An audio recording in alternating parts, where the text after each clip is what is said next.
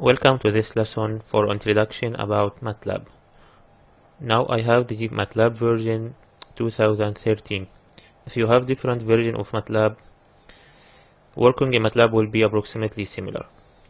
So now when we open Matlab window, we will have something like this. In the middle we have the command window where we can input directly the commands to Matlab environment. Here we have the workspace. Workspace usually store the variables, so we can see the variables and their values that we have used in Matlab. We can also find the current folder. This folder that is currently we are working on Matlab environment. In fact, this folder is shown here. So I'm working on the hard disk F. This is my directory that I store Matlab files. We can also find something like command history, like the commands that I used in Matlab. So now in command window, we can start using Matlab by inputting any Matlab code. We can even start by using simple mathematical operations, like for example multiplications. We can also use for example addition. Even we can do more complex mathematical operations like power. For example, we have 1.58 power 2.6.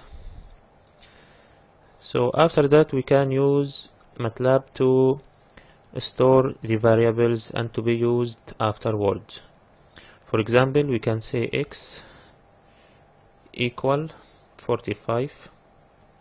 So here we have x equal 45. If we look to the workspace, here we have the variable x and its value is 45.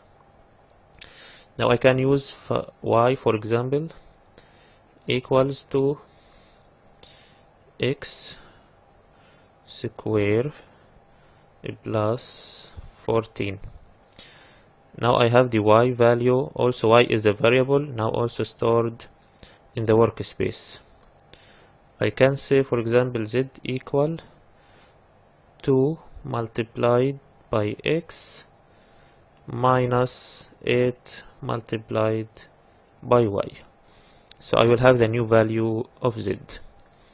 Now if I want to delete all the variables in the workspace, I can put the command clear all.